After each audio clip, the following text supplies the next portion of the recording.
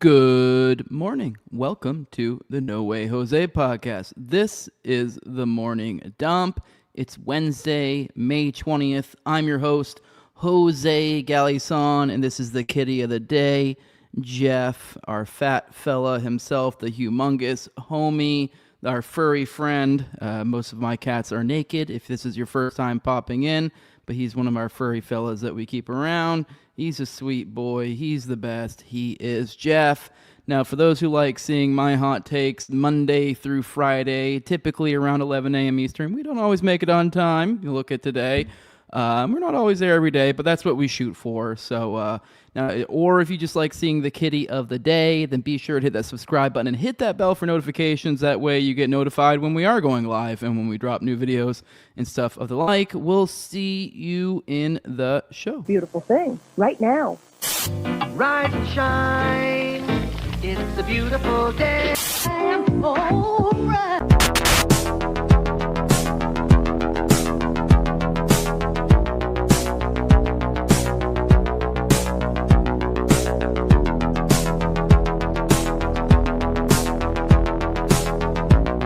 About a third of the building has been blown away.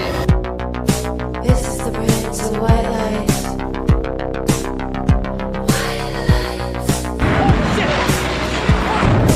Our very freedom came under attack in a series of deliberate and deadly terrorist acts. And at that point, we were taken for another round of questioning, this time related to our allegedly being members of Mossad.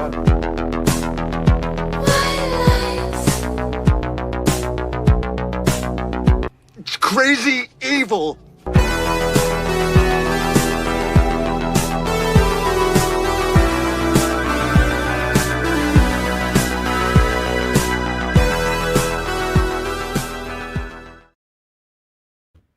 Good morning. Good morning. Good to see you all in the chat. See the regulars in there. Hope you guys are having a good morning. If not, let's get that started. Let's keep it going. We have plenty to talk about today. We have, as always, we start this show off with some icebreaker content, as I like to call it. You know, typically more fun, funny, gen pop slop, that sort of stuff. Something to ease our way into some of the dark waters that we wade into over here.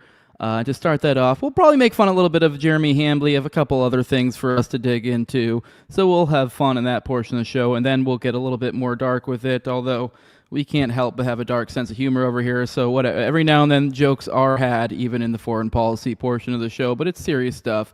We'll talk about that after our icebreaker content. We'll get into the foreign policy roundup, and then we'll get into our first name segment of the day, Massie Loses. We won't spend, I don't think, too much time there, but just kind of recap that recent election since that was significant. And we'll be talking about it even more tonight on the Weekly Wolfson for the patrons. For the non-patrons, that'll come out this weekend, so you don't have to wait too long for it. So it'll still be topical. Or if you're a patron for $2, you will get it today. Tonight at 8:45 when I have Wolfson on. But after that, we'll get into the segment I've been saving for a few days at least. It's almost about a week now. Thiel's Nazi Pedo Army. So there's a centerpiece a piece that we'll be digging into there. So I'm looking forward to that. That'll be a fun dig. And then maybe this is kind of on the chopping block. We'll see how we are for time. I mean, I highly doubt we're going to breeze through the Nazi pedo army one. We have quite a bit to go through there. So we probably won't get to Trump's crazy corruption, but maybe we'll get to it today. If not, we'll probably get to it tomorrow, because that has formed up to be quite the segment of it in of itself. But with that, I do like to remind you guys that we're back on a solo episode. We had Ken on the last one, so just get back in the groove of things. Just to remind you how this works. This is a stream, so I'm hanging out with you guys. This is a live, interactive experience. Not everyone catches it live, so I do put timestamps for those people who aren't catching it live after the fact, usually within like an hour or two of the stream. So you have those timestamps, and also I do want to warn you guys, I do interact with the chat, because this is a stream. I do try to be considerate of those who like to do like audio or playback or whatever. and I do try to keep that chat towards the end of each segment. So with the timestamps being there, if you are someone who doesn't want the chat banter, once you get to the chat banter, just boom, go down to the video or podcast description. The timestamps will be there, and then you can just pop on right next to onto the next segment. No harm, no foul. Now, if you are here for the live experience, which is the ideal experience in my opinion, then I do want to let you guys know I do try to give you guys. We are back on YouTube, so we'll be hopefully a little bit more crowded in here. As opposed to our dark days and Rumble over the past week. But I will try to give everyone, I like to give everyone at least one good morning, and then after that, you got to catch my interest or catch my wallet. I believe Super Chats should be still active, unless they demonetize me and I didn't notice it when I was struck, but should still have those open, so catch my interest or catch my wallet after your first good morning. So we'll see, and depending how we are on time, I interact with the chat more or less sometimes, but if you do want to get through the noise, you can always send a super chat my way, and I do appreciate that. Or you can just support over the top left-hand corner. You see the QR code right over here. You can support over there as well. But with that, let's go ahead and start the show off right with some icebreaker content, ease into it nice and fun-like. So to start off, I just kind of this clip right itself. This in of itself is an astounding thing to behold. This clip I'm about to show you. For the people who do like to catch us on audio, I'm sorry. I will try to describe what this looks like to you.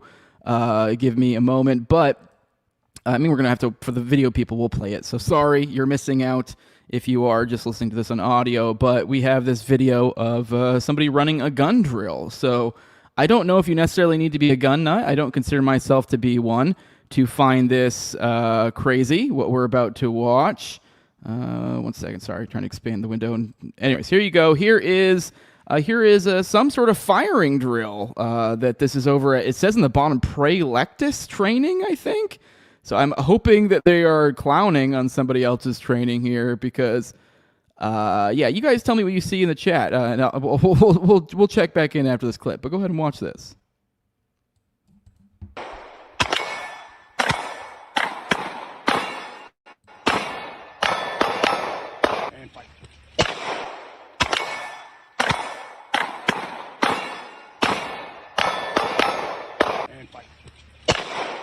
All right, for the audio people who are holding in with us, who want me to explain what that is, or who knows, maybe it's too small on your screen you're watching, but these are, it looks like, I believe, two guys only, but that are weaving essentially around each other while doing a firing drill.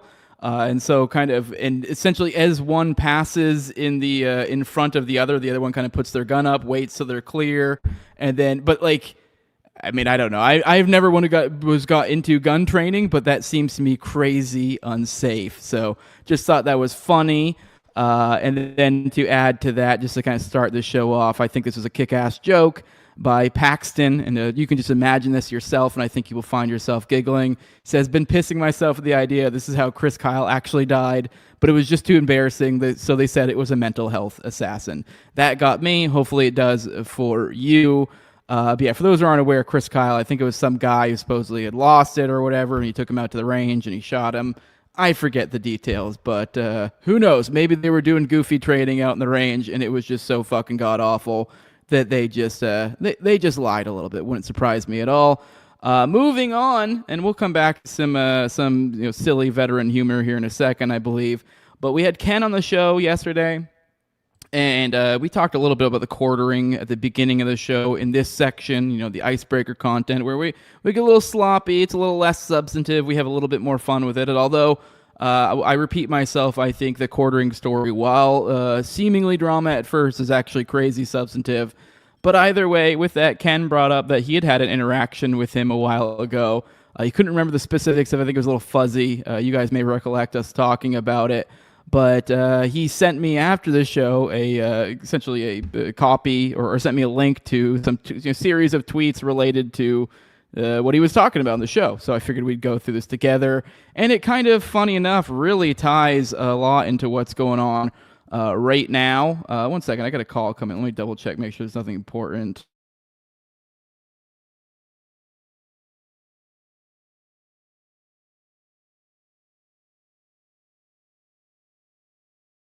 Okay, sorry for the dead air there. My kid had called me before this, so I just wanted to make sure and I just need to check a text. Sorry. Make sure everything's cool. Balancing multiple things. But either way, all right, back to it. We got Jeremy here. What were we talking about? Okay, we had Ken on the show yesterday, and so with that, he mentioned in passing that he had some sort of interaction with Quartering, and he sent me the link of the interaction after. So I figured we'd go through it, and it actually, funny enough, ties a lot into what's going on right now, so I figured it'd be fun to kind of look back at this. So this is back in August 14th, 2025. Now, Ken had written a piece about Benny Johnson. It says, here's the piece right here. You can see on the screen. It says conservative plagiarist Benny Johnson's show sued for stealing content. And I guess Quartering covered it on his show. Now, I don't have a link here, and I don't really necessarily care too much to see like exactly the clip. I don't really think it matters. I believe Ken here when he says that he says this dumbass, the Quartering, called me a leftoid, and he put leftoid in quotes for accurately reporting on Benny's history of unethical journalism. And the article only scratches the surface, by the way. Then he cuts an ad for some shitty coffee. Too perfect. Which we have covered. I think we covered this Benny thing actually forever ago. I don't think we brought the Quartering into it in any way. We were just making fun of Benny at that time. And some of his crazy, I believe he's linked to all sorts of plagiarism, essentially, from my recollection. But yeah, I guess Quartering came to bat for him, which is funny considering like one of the main thing most people are upset about at the Quartering right now is for essentially going after other channels. But there are a lot of people who are also upset about that he's essentially been stealing content. Now, I do want to be very clear. I'm not an IP guy. I don't believe IP is real. But at the same time, I do think you should be shamed for doing something like this. And it's also somewhat fair for, the sort of thing that Quartering's doing, where he's literally basically taking the entire thing of somebody and just slapping on the most unoriginal nothing. I'm completely fine with the idea of platforms, being like, yeah, we want to get rid of that because that's just, I don't know, just sloppy content. But anyways, that's what Quartering's been doing. He's been he's been essentially keeping himself afloat. I don't even know if he's on YouTube these days, honestly, but he had been, if not is still, keeping himself afloat with YouTube Shorts, and he is basically just riffing all these other people's shorts out there, just straight up stealing them and putting like little 3-second things of like, white people are so crazy, check it out, or something, and then the clip will play. So he's kind of stealing content. I'm not an IP guy. I do think they should be shamed because it is kind of like soulless content. Or at the very least, maybe they could like deboost something like that. That would be the time to deboost that sort of content because I know that is just stupid slop for the most part. But either way, I digress. I just wanted to point this out. It's funny, and then kind of follow up a little bit on this. Here is Ken that he then did an update of this in November. After the fact, his update, Benny Johnson has reached a settlement with the plaintiff who sued him for stealing content. So even the thing he gave him shit for, Benny actually ended up reaching a settlement for it. So, and it is just funny. His immediate is, oh no, you're going after Benny Johnson. It must be because you're a leftoid, which is, I don't know, probably the most brain dead political position to have. And it is very, very, very par for the course when it comes to somebody like Jeremy Hambley. So that is the extent of his political thinking. If you don't like Benny Johnson, well, that must be because you're a leftoid. Yeah, because that prominent dissident right figure, Benny Johnson. So there you go. Just want to let you guys know that. And one more thing, I promise a little bit more vet humor. I thought this was pretty great. Apparently, somebody thought it was wise to come after the Democratic Maine Senate candidate, Graham Plattner, and try to come after him for writing about masturbating in portable toilets in some deleted posts from way back in the day. I guess he has this whole like lore of like these deleted Telegram or some sort of whatever, I don't know if it's Reddit or whatever type stuff that people have. He said some crass things in the past. Now this guy is a vet, and we've talked about him a couple times in the show. I do think that there is, I don't know what this guy's deal is, but I would be remiss if I didn't mention there is a light glow that does seem to come off this man. I don't know how legit that is or not. I've noticed patterns, but he is, I do gotta say, like, if he was made in some military intelligence, little hole to be some sort of somebody representing like the military people have that sort of, man of the people vibe. They nailed it, if that's the case. Or he is just legit, because as we're about to dig through here, I think this attempt as an attack on him, once again, is just humanize him further, especially for anybody who was a vet. So let's dig through this a little bit, show a little bit more of what I'm talking about. Here's Fox News Politics. They say Democratic Maine Senate candidate Graham Plattner's deleted Reddit account, there you go, Reddit, reveals graphic posts about masturbating in portable toilets and praising explicit military restroom graffiti. The latest in a growing trail of vulgar comments that could define his race against Susan Collins. Plattner has dismissed past controversies as joking and shitposting, but GOP strategists say the pattern raises fundamental questions about his judgment and fitness for office. He became Democrats' presumptive nominee after Governor Janet Mills dropped out last month. And then we have Ryan Grimm adding to this, which is, I don't know if Ryan is a veteran, but he nailed it on the head here. But he says it's a vet source. I'm assuming he's being a little glib here, and his vet source is probably actually Graham Plattner because he's written a number of stories on him. But I think maybe Ryan's just being a little silly and just for fun, my anonymous reporting. But he says vet source responds to this important reporting from Fox News. Don't want young men to draw dicks and jerk off in 120-degree heat in porta shitters? Don't start stupid wars in the desert, he says.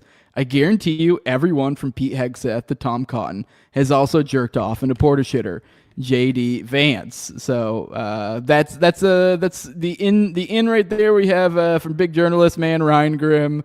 That is his vet source, who may or may not be Graham Plattner himself. But once again, this attempt to attack someone for, I don't know, being normal? I mean, now who knows? I always am super suspicious with stuff like this. Maybe the powers that be are adapting, and they've just found that this is now the method. You got to be like salt of the earth, and you got to have these sort of contrived controversies.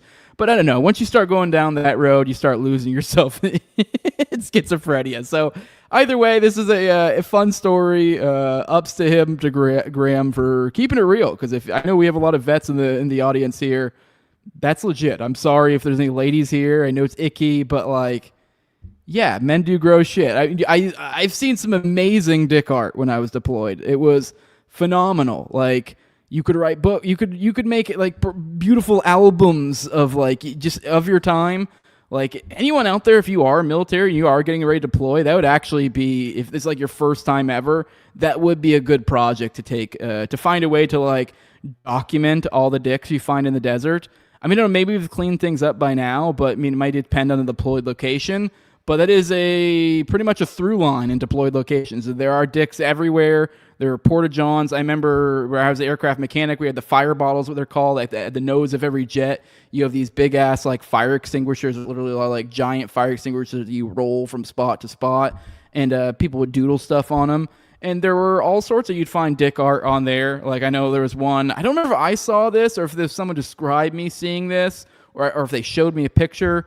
But I know there was one in the desert around the time I was there of someone who was like a KC-135 jet that was like, I think itself a penis flying, and it was kind of banking a little bit to the side, and then coming out of its side were a bunch of little penis little soldiers jumping out with parachutes, and like I think there might even have been people on the ground. It gets extravagant. People, this is what men do when they're bored, when they are at war. This is the reality of war, folks, right here. So I don't know. How are you going to really throw this in somebody's face for being a real person? I'm sorry.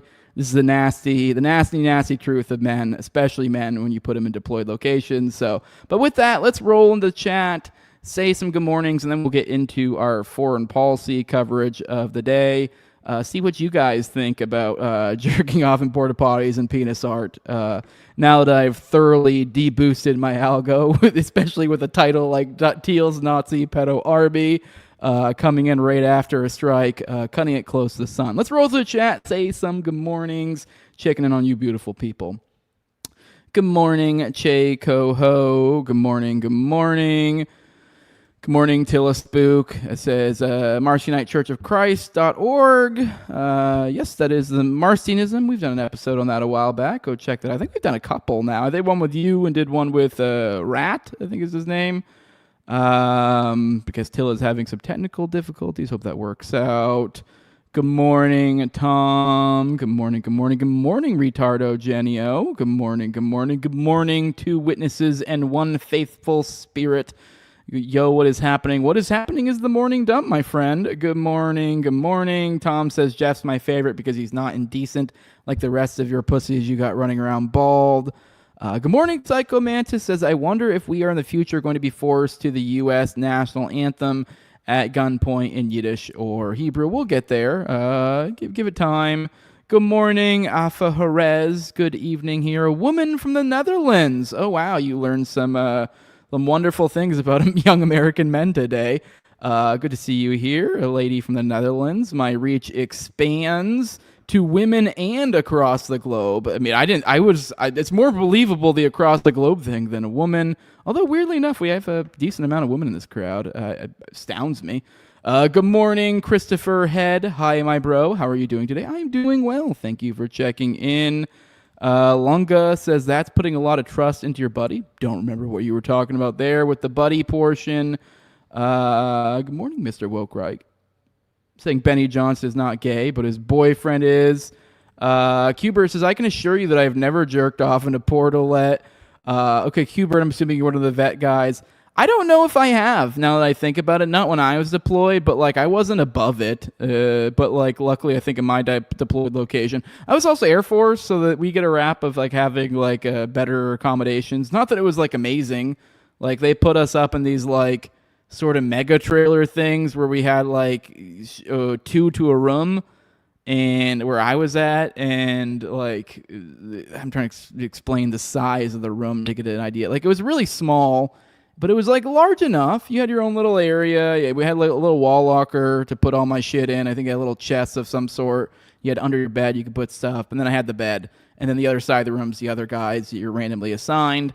And usually they would try to assign you opposite schedules. So I had my own room. So, like, I had no reason to do, like, be that gross. But that's actually nice accommodations for most people when it comes to deploying, when it comes to the military. So and even then, there's probably plenty of dudes who were cranking it in the.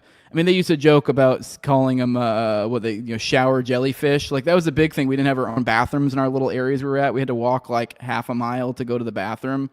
So with that, people had another gross thing is people had piss bottles deployed because they would just, instead of wanting to, like, you wake up in the middle of the night. Do you really want to walk a mile to take a leak? You're like, fuck that. Just keep, like, a wide mouth Gatorade on deck, and you're good to go. But yeah, I don't think I ever did that either. But I mean, given a different deployed location, I can almost guarantee you I probably would have. So, like, I'm not, like, above it. But no, I didn't have to do it. Good morning, Gotis. Good morning. Good morning, Bug Fights. Good morning, Fire Pixie. Hubert says, I'm not a military queer, I'm a construction queer. Gotcha says, women are just as gross as men can be. Yeah, that's true. I mean, I've definitely heard lots of gross women stories in the military. Like, it gets, like, really gross. Like, basic training, like, you'll hear the women talking about amongst themselves and be, like, gagging. Like, well, you guys are fucking gross. Tom says mainly military guys jacking. They're gayer. They're all horned up from the dudes around. Yeah. Cubert's saying you won't even piss in the. Oh no, you're saying you're construction. So you never were deployed though, Cubert. You're construction guy. So you work construction with the porta potties around, and you would. Now that's different. I've worked construction and had been in similar situations and. Yeah, stateside, that would be insane. If you're like, oh, construction guys, am I right? You'd be like, what the fuck is wrong with you? Like, wait till your shift is over, you fucking psychopath. Like, go home. All right, let's roll. Let's go through foreign policy. Let's pop in there. As you're popping in, hit that like button, help a brother out. I'm sure I'm doing myself no favors with the algo, so do those favors for me if you could. Let's get into some foreign policy. Let's check in. It seems more saber rattling coming from Trump, which nothing to be surprised there, but hey, we got to cover it. So Trump threatens Iran with a big hit if deal isn't reached in the coming days, which I'm pretty sure it's like we're in Groundhog Day. That was like the past few days before this. And I think the past few days before that. Trump on Tuesday again threatened to restart the bombing campaign against Iran, saying the country will face a big hit if it doesn't agree to U.S. demands for a deal in the coming days. Well, I mean, I'm saying 2 or 3 days, maybe Friday, Saturday, Sunday, maybe early next week, a limited period of time. Maybe we can't let them have a nuclear weapon. Maybe Friday, maybe Saturday, maybe Sunday, maybe even Monday. Who knows? Maybe Tuesday. It's so stupid. The latest threat came a day after he claimed he was holding off on plans to strike Iran on Tuesday due to requests from Gulf Arab states. Claimed on Tuesday that he was just an hour away from ordering the attack. We were all set to go. It would have been happening right now, he said. Totally.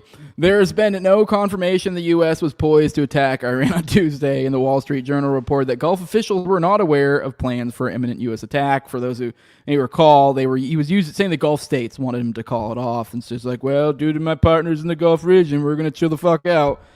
And the Gulf people, there's no reports from them saying that's the case, which maybe it was. I wouldn't be surprised either. Earlier media reports said that Trump was set to meet with his top national security officials on Tuesday to discuss potential military operations. The resumption of U.S.-Israeli strikes on Iran still appears to be likely, as there's no sign of progress in negotiations between Washington and Tehran, which is being mediated by Pakistan as the two sides remain far apart on core issues. Israeli media is reporting that Israel is expecting and planning to rejoin U.S. strikes on Iran. According to Israel's Channel 12, Netanyahu convened a meeting of his top military officials on Monday night to discuss a possibility, and he has canceled court testimony scheduled for Wednesday with no opposition from the prosecution. Which, in all seriousness, that is actually one of those signals out there that you got to be like, oh shit.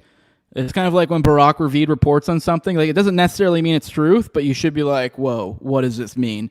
And same goes for whenever you see some sort of delay of anything court related with Netanyahu. It's like, what the fuck's going on? It means he probably worked out some sort of court deal to be like, oh, a delay for national security reasons, which is what they've done multiple times, I believe now. So, okay, something to be a little bit concerned about. Moving on, who knows? Maybe politicians will do what politicians are said to supposedly do for us. I'm not as confident as this being the case, but there's a war powers resolution in the Senate that has advanced. So, although I'm pretty sure it's been shot down like multiple times now, but hey, maybe one of these times it'll work. Since the Senate on Tuesday voted to advance a war powers resolution meant to bring an end to Trump's war against Iran as he is threatening to restart the full-scale bombing campaign. The legislation, which would direct the removal of U.S. forces engaged in the blockade and other hostilities against Iran that haven't been authorized by Congress, was advanced in a procedural vote of 50 to 47, a preliminary step before a final vote. Passed after 7 previous attempts, thanks to Senator Bill Cassidy switching sides to support the bill, a move that comes after he lost his primary to a President Trump-backed opponent. Cassidy joined 3 other Republicans, Rand Paul, Lisa Murkowski, and Susan Collins, in supporting the legislation, while just one Democrat, John Fetterman, opposed it.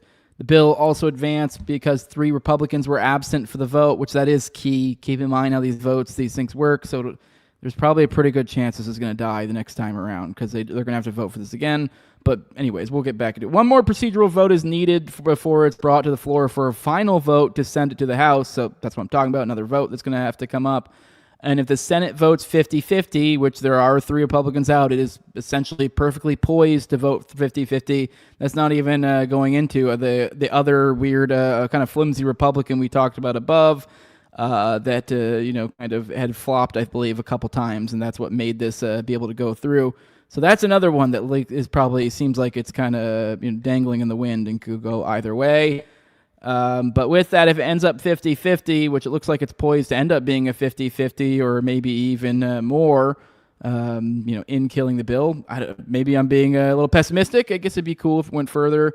But then J.D. Vance would come into play if it became 50-50. Obviously, he wouldn't be needed if it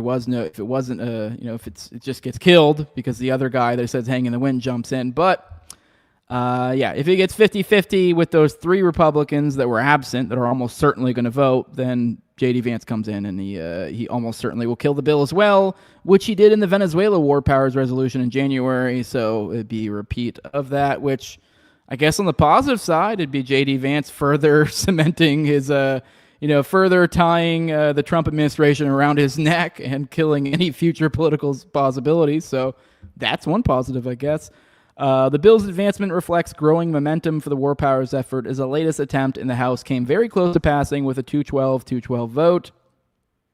The bills aren't close to gaining a veto-proof majority at the moment, but advancing war powers resolutions in both chambers would send a significant message to the administration and make it more difficult politically for President Trump to restart the full-scale bombing campaign, which he continues to threaten. So, I don't know, cross your fingers, guys. Hopefully maybe something will happen there, I guess. I'm not necessarily going to hold my breath, but that is what's going on. Also, what else is going on is they are continuing the attacks in Nigeria for the third day in a row. We've been, I believe, covered this every day now.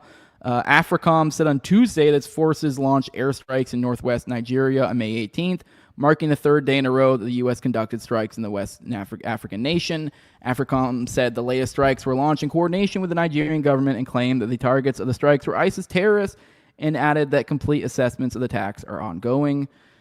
Nigerian government claimed that 175 ISIS terrorists have been eliminated in the area since the joint U.S.-Nigerian military operations began on May 16th, though the Nigerian government is known for covering up civilian casualties and has been accused of killing hundreds of civilians in airstrikes in recent months. Well, hey, they fit right in with us in Israel. The joint strikes have resulted in the destruction of ISIS checkpoints, weapon caches, logistical hubs, military equipment, and financial networks used to sustain terrorist operations, Nigeria's defense headquarters wrote on X.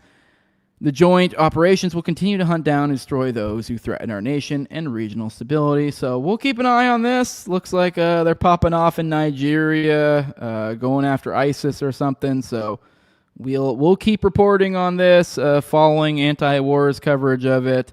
Now, over here at Al Jazeera, we got the U.S. imposes sanctions on Gaza flotilla organizers and Israeli crackdown. Now, I brought this before you guys because I thought it was particularly interesting. There have been, I think, a few flotilla stories that have come out in the past few months. I think we kind of covered one of the earlier flotillas, like the first or the second one with the Gaza one a while back. And it's a regular thing they're doing. For those who aren't aware, the Gaza flotilla, it's like all these activists that have these I guess some sort of floats of some sort, a flotilla, and they're essentially trying to cross, I forget exactly what waterway, but getting into Gaza and essentially trying to bring aid to them to break the crackdown over there on aid, which they're still dealing with, which they shouldn't be dealing with since they are supposedly in a ceasefire, and that was one of the conditions of the ceasefire. But whatever, I digress. But anyways, back to the flotilla story. So, semi-occasionally we have these flotillas they set up, and they send a bunch of these people. A lot of times they're streamers and stuff. They're streaming it, trying to get noticed or whatever for all of this. They get awareness. That's the word I'm looking for. Bring awareness to the situation. And theoretically, if they're actually able to reach the shore, even actually legitimately give some aid. I mean, I think generally the agreement here, though, is the amount of aid they'd be able to bring in these is not really so much a thing, although it would be a symbolic breaking, perhaps, of the crackdown. It would also, it would be kind of symbolic if they're able to make it. But it's mostly seemingly for show, so I'll be honest, I've kind of dropped a lot of the coverage of this stuff because it's just kind of, there's so much other stuff going on, and I gotta prioritize stuff to some degree. And to some degree, this is a little bit of a show. I'm by no means trying to put down what these people are doing. I think it's probably, if you're going to do activism, this is probably one of the better things. I don't really necessarily know whether it's positive or not. But either way, this ends up, I think one of the previous ones was pretty interesting. They ended up getting escorts from multiple nations, and they got involved in essentially protecting them from Israel, who was attacking them in the sea. So this becomes, I don't know, kind of really does put on full display the barbarism of Israel, to where people are literally trying to bring baby formula to starving Gazans, and these people are getting attacked. And I don't think they've done anything too crazy that I can recall recently to any of these people, but they have abducted them. They have kind of humiliated them. I know the Greta Thunberg time when they got all those people, they did kind of fuck with them a lot. So now they haven't done anything crazy that I know of hurt, but they're always kind of in the eye of the public whenever this happens, and so it's they are kind of walking a tightrope. So this is them being watched closely. Them clearly probably wanting to just murder the Westerners. that are doing such a thing, and them having not to because they are being watched, intently for it. But either way, so I think I'm a mixed bag when it comes to these, but either way, I guess I'm more just explaining why I haven't been covering these as much. I just want to let you guys know there have been a bunch more, but this has definitely risen to the point now where I think it's worthwhile mentioning, because now the U.S. is taking an active role in trying to prevent this, which I think this is bizarre. They're actually imposing sanctions on the organizers. So let's read a little bit about this. It says the U.S. has imposed sanctions on 4 activists for their involvement in the flotillas trying to break Israel's siege on Gaza, alleging without evidence that organizers of the vessel are trying to reach the Palestinian territory in support of Hamas. So that's the flimsy justification there. The sanctions on Tuesday come as the Israeli military continues to intercept the latest fleet of Gaza-bound ships. I mean, and this is one of the things I guess I'd point to for why it's kind of like this may be positive, because it just shows like how ridiculous the U.S.-Israel relationship is. That like, how flimsy is this that this is in support of Hamas? And so now we have the United States government taking an active measures in another government's, weird political whatever the fuck. Like this doesn't in any way make sense to me why the U.S. government should have any reasons whatsoever to be involved in this. So the sanctions on Tuesday come as Israeli military continues to intercept the latest fleet of Gaza-bound ships. While the humanitarian crisis from the Israeli blockade on Gaza has eased since the ceasefire brokered by Trump came into effect in October, Palestinians have continued to suffer from shortages, including in food and medical supplies. International activists have been sailing toward Gaza in an effort to defy the blockade and show solidarity with Palestinians. The pro-terror flotilla attempting to reach Gaza is a ludicrous attempt to undermine Trump's successful progress toward lasting peace in the region. Holy shit. Oh, in the region. I sound like I said regent there. Treasury Secretary Scott Bessent said in a statement on Tuesday. That is quite the statement, to undermine his progress toward lasting peace. Yeah, because that's been going quite swimmingly. We're about to get into in a moment all the murder happening by Israel daily while under these ceasefires, pretty much every one of which is supposedly backstopped by the United States, the third party involved, who is supposed to bring Israel to heel. Yet every single time we don't, despite that literally being our role in that diplomatic agreement. So kind of showing repeatedly over and over again the duplicitous nature of our relationship with Israel, and that we are, as the United States is fully complicit in their crimes. Treasury will continue to sever Hamas's global financial support networks, no matter where in the world they are. That's Bessent going on. All right, let's move on. Let's get into some of the murder of Israel. Talk about a little bit about Trump's lasting peace. That these flotilla people, they're just desperately just trying to bring starving people some aid. How they're the ones fucking up this peace that Trump supposedly has. Let's check in on the said peace. We got 22 killed in Israeli strikes on Lebanon in the past 24 hours. This is from Jason Ditz over at antiwar.com. It says Israeli drone strikes against southern Lebanon have killed at least 6 people this morning and wounded at least 3 others. So this morning being yesterday. The health ministry has indicated at least 22 people have been killed in Israeli strikes in the last 24 hours, increasing the overall toll since Israeli invasion began in March to over 3,040 killed. The largest strike was against the village of Kfar Seir, where an airstrike hit a house and killed at least 4 people inside. IDF has yet to comment on the attack, nor offer any reason why they attacked that house. Other strikes targeted a motorcycle in Frun, killing 1, and a vehicle in Haruf, which injured another person who later died of their injuries. Additional strikes were reported against multiple towns and villages in the south. The IDF also issued another round of evacuation orders for 12 towns in southern Lebanon, though these were actually towns for which evacuation orders already existed, and they're seemingly just reiterating that they want to chase the population out of there. Hospitals across southern Lebanon are increasingly overwhelmed by the ongoing strikes against the area. The hospitals are being directly attacked intermittently throughout the invasion as well, compounding the risk to healthcare workers in the area.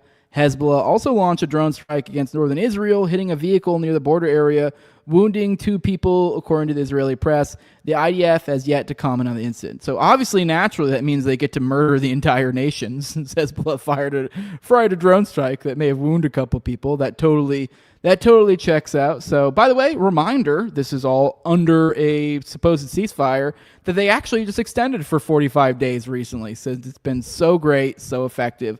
Moving on to Israel, somehow they've only killed one in the past 24 hours, but there was an Israeli airstrike on a car in Gaza City. They killed one Palestinian as Israeli military continues its constant violations of the U.S.-backed ceasefire deal. So, got another murder, which they shouldn't be doing because they are in a ceasefire. Now we're at the point where at least 880 Palestinians have been killed since the ceasefire deal has gone into effect. But yet we're supposed to believe the Gaza flotilla fucks. Those people are really screwing up Trump's attempt at peace. Yeah, I'm sure it's their fault. Moving on, we talked about yesterday how the ICC was issuing arrest warrants for, I believe Smotrich, maybe some others as well. Well, let's check in on how Bezalel Smotrich, how he responded to this. He ordered the destruction of a Palestinian Bedouin village, the literal thing of which he is being charged for, essentially for ethnic cleansing. So he just says, fuck you, I'm going to ethnic cleanse some more. So that's probably, unfortunately, all too predictable. A move that he said was a response to the ICC seeking an arrest warrant for him. Middle East Eye first reported on Monday the Office of the Prosecutor of the ICC had filed an arrest warrant for Smotrich, who holds a position in the Israeli Defense Ministry that gives him the power to expand Jewish settlements in the West Bank, which are legal under international law. According to MEE, the charges against Smotrich include forced displacement as a crime against humanity and a war crime. The transfer of Israel's own population is a war crime in prosecution, and apartheid is crimes against humanity. Israeli minister sent Monday the word as a declaration of war and accused the court of being anti-Semitic. Who would have guessed? 2024, the ICC issued arrest warrants for Netanyahu and former defense minister Yoav Gallant. It also issued warrants for 3 Hamas leaders, but they have all been killed by the IDF. Here's what Smotrich had to say. As a sovereign, independent state, we will not accept hypocritical dictates from biased bodies that regularly stand against the state of Israel, against our biblical, historical, and legal rights in our homeland, and against our right and duty to self-defense and security. Keep in mind, this is, him essentially destroying that village, that's what falls under their biblical, historical, and legal rights. So God said this is theirs 2,000 years ago. So how dare you, ICC, accuse us of crimes? How fucking dare you? So moving on, here's one story I figured we should at least poke our head in and become aware of. This is from the Middle East Eye.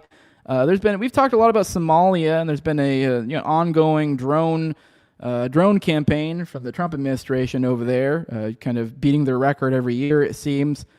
This is a story. Apparently there's some weird stuff going on with Israel over there, so I figured we should check that out. And given our relationship to Israel, it makes you wonder, are we playing some hand in the going? Or is there something? Does this have something to do with? Because with this whole Somali drone campaign, we're kind of given limited information every single time. They kind of vaguely point to some sort of perhaps killing of ISIS here and there, but the amount of them makes it feel like there's the whole big story that we're missing here. So maybe this will give us a little bit of an insight into this. But we have Somaliland, which I think they'll probably get into the story, the relationship between Somalia and Somaliland. It's a little bit confusing when it comes to the sovereignty of these different nations and stuff. Somalia is a land that's a kind of this is what a lot of people point to, or at least they used to, about 5 to 10 years ago, and you'd be like, oh, you're an anarchist? Why don't you move to Somalia? So that's kind of what I'm getting at here. They've changed governments multiple times. They've even been what people have considered anarchists at a time. Anyways, let's move on. But with that, I think they'll probably get into the story here. But we have Somaliland recognizes Jerusalem as capital of Israel and will open an embassy. So curious.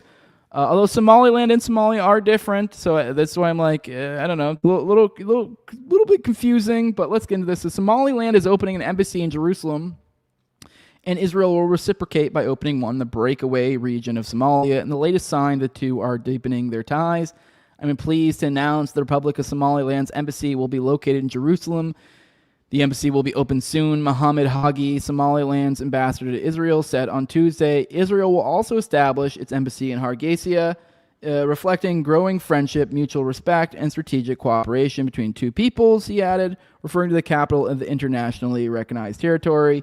Somaliland is an autonomous region in northern Somalia that declared independence in 1991. So it's like a region of Somalia Israel became the first UN member to recognize Somaliland as an independent state in December 2025. So that's significant. So it makes you wonder, is the U.S. going to follow suit? Is it somehow related to the drone campaign going on there? Unsure.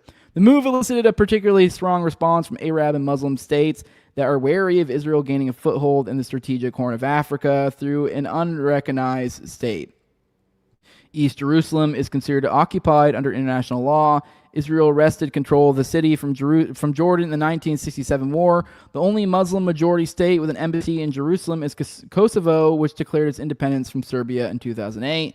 The U.S. recognizes Kosovo, but China and Russia do not. So with that, also there's the, with Somaliland recognizing East Jerusalem, Israel recognizing them. It's kind of scratching our back. We'll scratch yours. As they just said there, East Jerusalem is somewhat the one that's kind of mixed. This is where a lot of, if you get into the end time eschatology craziness, and you're like, oh no, what's going on there? That is definitely something to be concerned about, taking over of Jerusalem. So something to keep an eye on. With that, let's get out of here. Let's get out of the foreign policy. We're going to cover some Massie stuff here in a moment, but let's roll the chat, say some more good mornings. And then we will get into Thiel's Nazi pedo army. Man, a good more of y'all showed up. Hit that like button as you're rolling in here. Let's check in. Let's check in on you beautiful people. Didn't realize I had this chat up the whole time. Lunga saying Trump will strike Iran after the markets close for the weekend. Yeah, that would totally be what makes sense for me here. That would be my guess if they're going to do it. Although I wouldn't be surprised if they don't. But if they're going to, it probably would be like right around the weekend.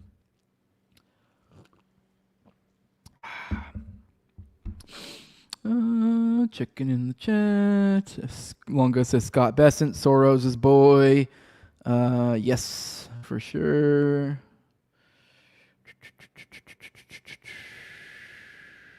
Yeah, I still have Q. I see all of you guys saying I still got Q's comment up. My bad. I forgot to take it down. Whatever. Good morning, Murder, Death, Kill. Hello to you. One of my favorite names. Oh, we got John Black. I don't know how I didn't bring you up. I thought maybe I'd already said good morning to you, but you're just now popping in here. Good morning, John Black. Good to see you here. Good morning, Chuck Bam. I don't think I've said good morning to you as well.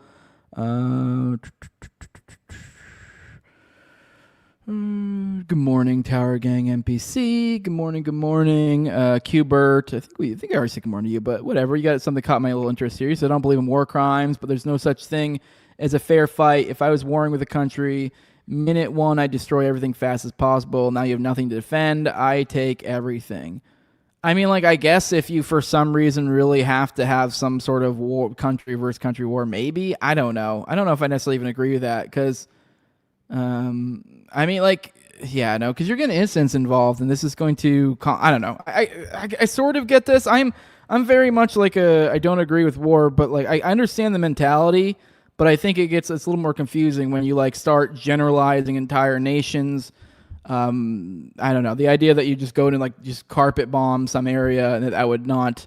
I mean, hell, that's what we did in Iraq, and we're still dealing with all sorts of issues there. So.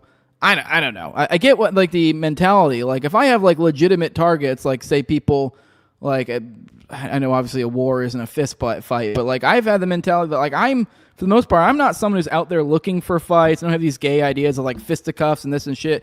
If I'm fighting somewhere, I'm trying to fucking kill you. That's the end of it. Unless I guess we've arranged some sort of sanctioned fight or something. But aside from that, I do not really believe in the idea of escalating conflict like that. So I know people have this idea just be brave and put your I don't know, have some courage, and no, I'm gonna either fucking shoot you, or if I don't have my gun on me in Minecraft, I mean assuming some sort of self-defense situation. I am immediately, once the line has been crossed in which violence enters the situation, I'm going to likely, if I have not been able to get out of that situation by that point, because I'm not trying to get engaged in conflicts, but once that line has been crossed, it's 0 to 100. So I get that mentality, but it's a little bit different than someone attacking you out and about than it is a whole fucking country. So that mentality doesn't really hold, because it's obviously you have innocents involved who had nothing to do with it, and you're just making your problems worse in the future. So I mean, I guess it depends on the context here, because everyone has this almost like mentality with wars. It's like everybody versus everybody. I mean, that's what the state would like you to believe, and that's what ends up complicating the problem later more. I don't know. I'm kind of, I need to get out of here. I'm going all sorts of weird different angles with that one. I'm gonna ramble on that way too fucking long. Larry Loomer said Rand Paul is next. Well, that's no bueno. All of his conservative and Trump ball sucking over the years hasn't paid off. Who would have fucking thought? What else we got here? Good morning, Swedish Doom Goblin. Were the Moss shooters Manchurian candidates confirmed? I don't. I mean, we only covered it briefly. I mean, maybe I'll come back to that later this week or something. Only covered it briefly and Already Dead, so I definitely can't say that for sure. But it definitely seems a little fishy. You can check out Already Dead last night. We talked a lot about it. Jose's about to get another strike, says John Black. All right, let's get into our first story of the day. First named segment of the day. Let's get into the Massie loss. Let's check in on that. A little bit of a bummer. I don't know. I guess, is it necessarily a bummer? I don't know. I'm of two minds. You guys know me. I'm the agorist here. I don't really support political action that way anyways, but it's notable. This is interesting. I think maybe there might be something, positive that comes out of this. I think MTG's been an interesting political figure now that she's not actually in the mix. I think there is some sort of actually a good thing in the sense of people being like, oh, there is no hope in engaging with the federal government. Like, yes, thank you. Finally getting with the program. Let's stop investing energy over there. You're not going to, that's not happening. So, but with that, let's cover this. This is from Responsible Statecraft. I pulled this from antiwar.com, curated this for us, but Blaze Malley, I'm not sure how you say that first name, says AIPAC takes out Israel lobby critic Thomas Massie in grueling primary. I figured we just read this piece, cover a lot of the details. It says a Kentucky Republican had another powerful nemesis, President Trump, who made his mission to make sure opponent Ed Galrine won tonight. Keep in mind, I think I already reminded you guys earlier tonight, I have Matt Wolfson on.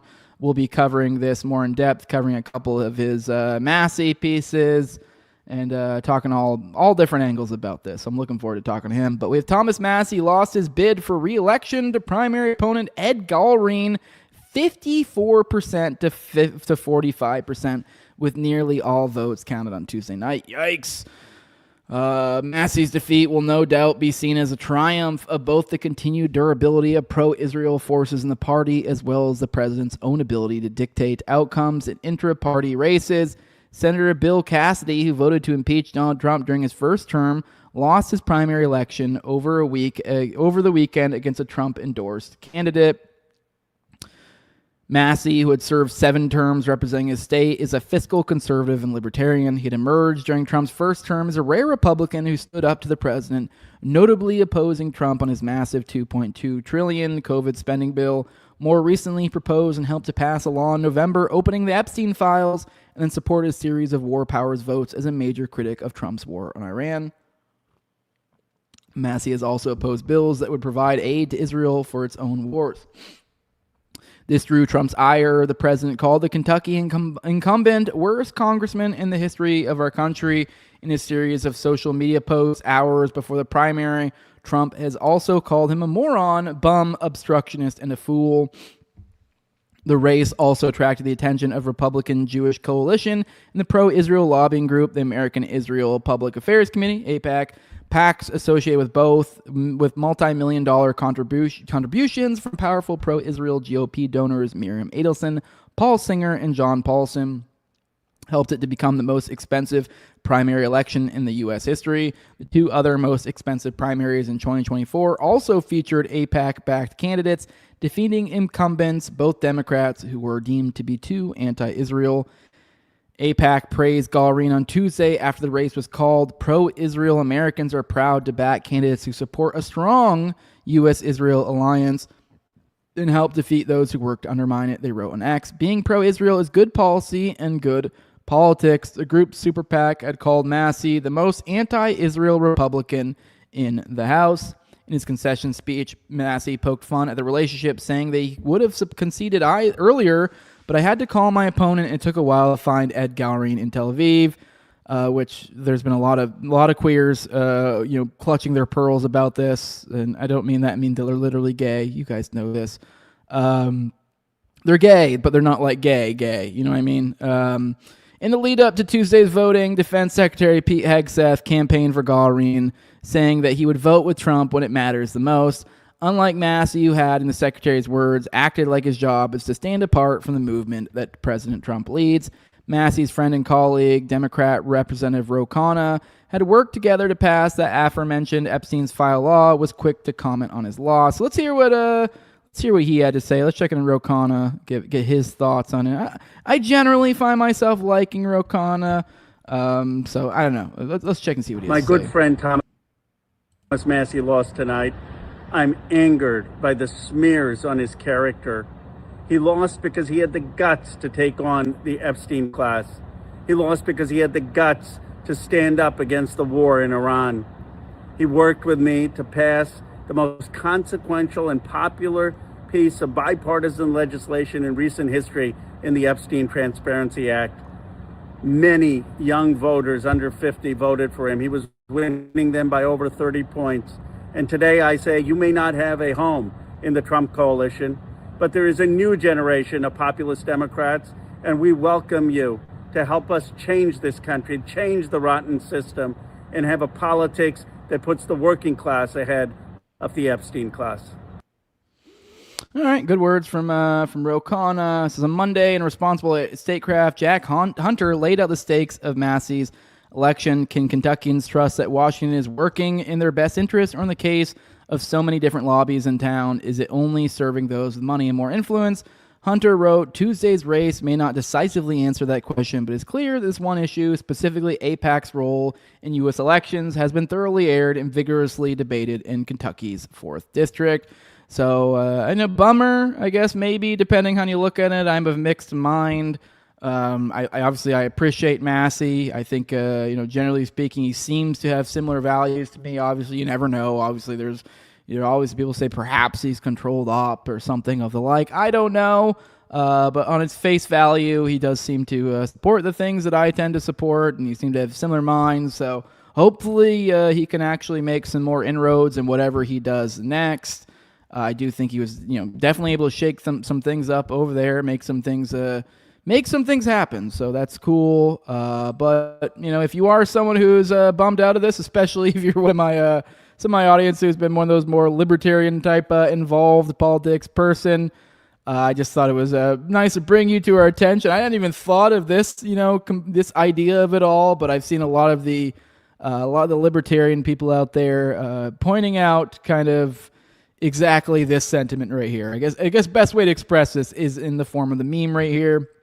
Here's Angela McArdle, who was the chair of the LP, and kind of very closely associated with the LPMC, while technically not being a part of it. I believe she was the head of the LP. Obviously, the LPMC though had a major stake in it at that point, so they were kind of hand in hand. And here she is back in January 31st, 2025. I believe this is shortly after some of the filleting that happened from Trump towards libertarians.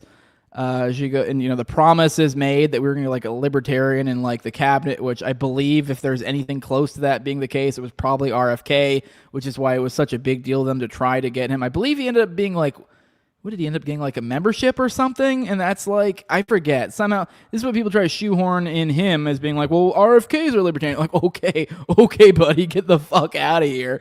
All right, don't even have enough time to go into the glowiness of all that. And then, even when you don't even get into the glowiness of it, you just keep it simple face value of their belief systems. Is motherfucker's not a libertarian.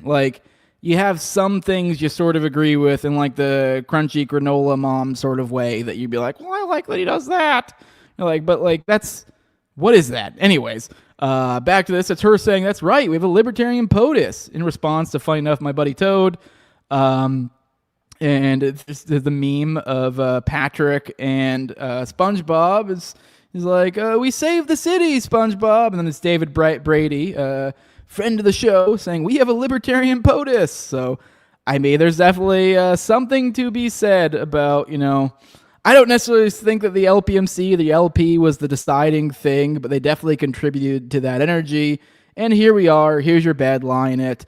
I hope the LP continues to go. I hope the LP descends back into irrelevancy. I think they were better when they were there.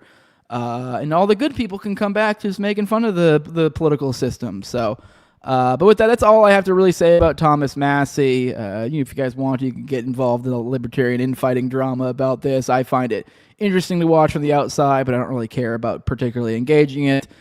But either way, there it is. Let's pop in the chat. I want to hear what you guys have to say, I guess, about Thomas Massie, and then we'll get into our big segment of today. Nazis, Thiel's Nazi pedo army, and then I think we're probably going to cut the crazy corruption. I do not think we will have time for that. But let's roll the chat. John Black says, I'm starting the Jose for LPN presidential candidate starting Monday. Yeah, I don't think I'll be doing that anytime soon, but I appreciate it, brother. Swedish says, did anyone catch the ex-CIA agent now running as a politician saying data centers are good for people? In fact, it creates jobs. No, I have not. I don't think I've seen that guy, but that is quite, that is a fun position to have him trying to run with. I mean, the jobs act, I'm like, now I will say, I know a lot of people might not like this from like an economic standpoint, if it is actually creating value, I don't really care so much that it's like, oh no, it's like the idea of creating jobs or destroying jobs is kind of not the right way to picture it. Really, it's a matter of, is it just creating value? Is it storing value? Is it distorted in some way? Is there an artificial thumb on the scale here? But so far as like just creating jobs, like, let's say theoretically you could create this magical AI techno optimist future where like somehow we got the machines doing everything, and like this, if it does actually legitimately, like, let's say we get to the point where there's way less people working. Like, I don't necessarily think there would. I mean, I think new careers would probably present themselves. Maybe people would get more into creative things. It's hard to predict how a market would form. But either way, my point I'm getting at is like the reduction of jobs is not necessarily a bad thing. Like, that's at the same time, there's the same amount of, how am I trying to express this?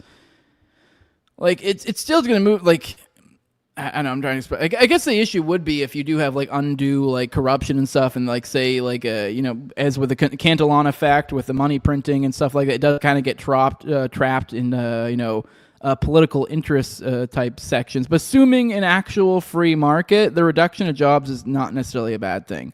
I mean, it might actually be to some degree a good thing, because it's the idea that like maybe you end up having a gig economy and things are we're in such a productive economy at that point that you only got to put in a few hours of work doing X, Y, and Z thing, whatever that thing is, to create whatever value, and then therefore, that you're good. Like, we've gone to the point to where we are so successful that like the bottom rung of like humanity is crushing it. I don't know. You guys know. Austrian economists out here, dig into that sort of stuff. You know what I'm getting at. I need to start reading more economic stuff so I can brush up on that shit so I sound less retarded. Tom says, if you don't like Massie, you're retarded. If you thought he was going to be responsible for real change, you are retarded. There you go. Yep. Hubert says, Massie's an MIT piece of shit faker. Massie wasn't there to help anyone. He was there to keep people watching the world's most popular soap opera. Okay. All right. I mean, I don't know where the MIT thing is. I saw, who is it? Hanania that was trying to go after him for some dumb shit. I guess he was giving him shit that he was like accusing him of being a liar for saying that he made like a robot to clean his room when he was a kid. And his reasoning was like, well, you think that they would just do that? Like, we have AI companies now still trying to figure out how to do that or whatever. And it's like, for one, there's a Roomba. Two, like, what he meant by that could have been literally just attaching a motorized wheels to like a shop vac or something. So anyways, so he's talking about like a teen, whatever. I'm getting off track. Good morning, Scott Callum, asking John Black if he's circumcised. That's great. Good morning, Blake 88. It's only gay with Jose. Let's fucking go. Hell yeah. Is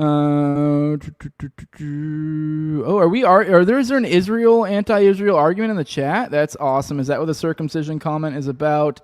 That's cool. Let me check in. Scott says, I called the Israeli embassy. It said I'm circumcised. They promised me a house, Israeli wife, and a high rank in the military. Might go for it. Sounds like a pretty good deal. Let me see. Here we go. Kubert says, following more on his Massie stuff. He says, Massie created a business to help move humanity into the metaverse with his touch technology that he was granted millions on, and then he sold the business.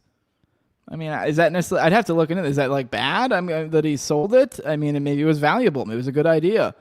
Although the metaverse stuff has seemed pretty dumb and gay to me. So, shalom, says Scott. Shalom, shalom to you. Good morning. Good morning. Toad Jose 2028 says John Black.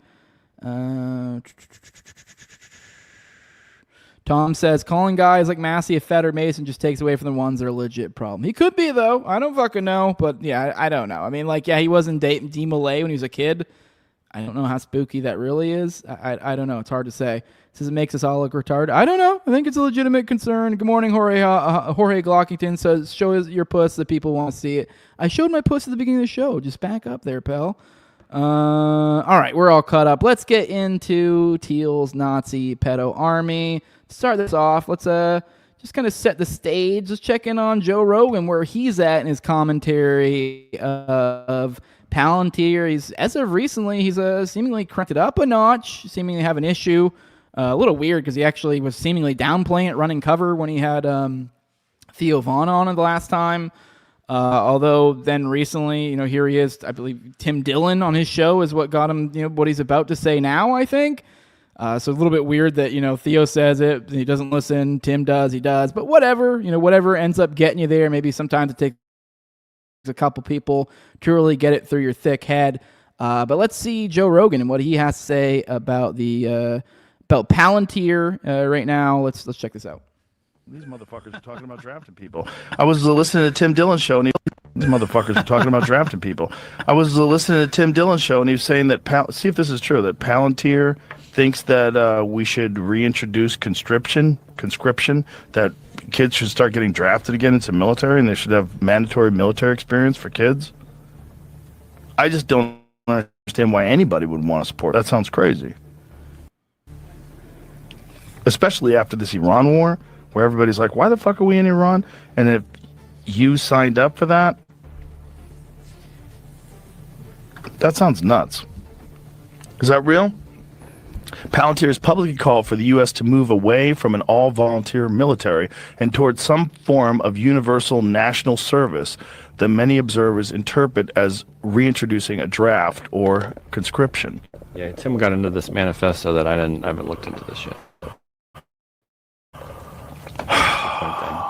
Why the fuck would a tech company be saying that we need to move towards a universal national military service? How about fuck you? How about fuck you, you go? Because none of these tech dorks that are running these companies, they're not doing it. Like, what are you talking about? Yeah. Throwing meat into the machine, right. Throwing people's children into these unnecessary wars. Fuck you. It's scary. It's very scary. It's scary that they would, how about, let's figure out a way to use your technology so there's no more wars. Wouldn't that be a better goal? Right. Instead of getting kids to fucking learn how to go shoot people they don't know. Sure. Because someone tells you to.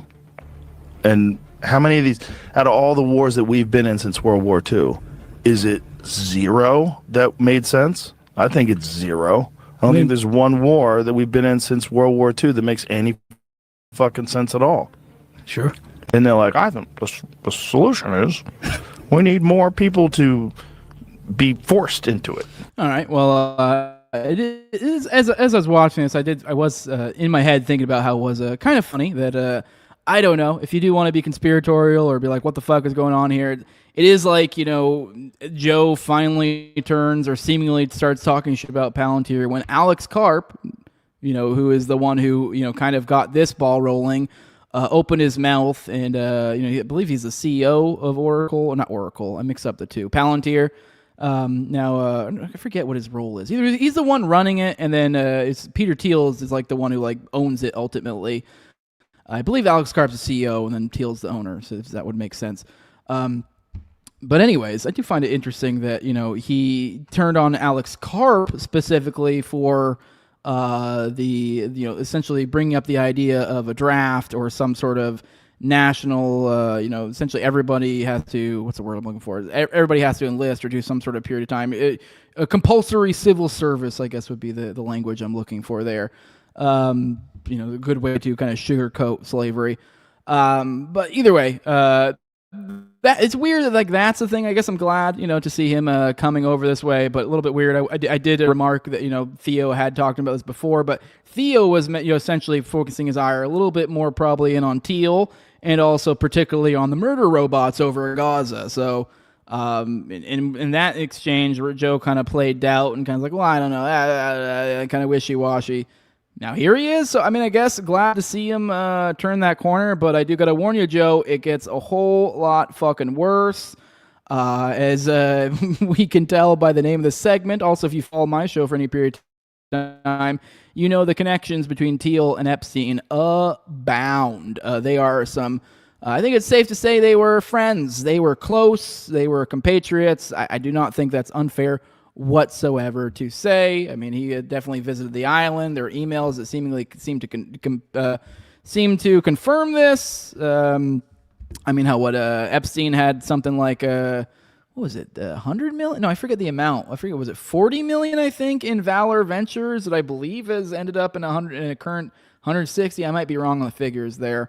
But yeah, they were in bed together. I believe it was Epstein that was trying to arrange meetings, I believe, with Peter Thiel and Ehud Barak, the former prime minister of Israel. It goes on. As I'm talking, I'm gonna probably recall more and more, but the connections, they're there. They're fucking there. Anyways, so we don't really need to dig too much into that, but I just got a little warn you. You got some homework to do, Joe. On the off chance you're watching the show, there's plenty more shit you need to check in on your homie, and we're gonna go ahead and dig into one of those now. We're gonna explore this rabbit hole. This is my first time exploring it with you guys, but this is we're gonna be digging into this piece called "Epstein and Thiel's White Supremacist Child Porn Spy Army." That is a loaded title, right? From Barrett Brown. Now, I do want to give you a little bit of background on who Barrett Brown is. We'll just quickly look over the piece. This is Barrett Brown. It says he loves games. Let him play for stakes. He's got a Substack, Barrett J. Brown.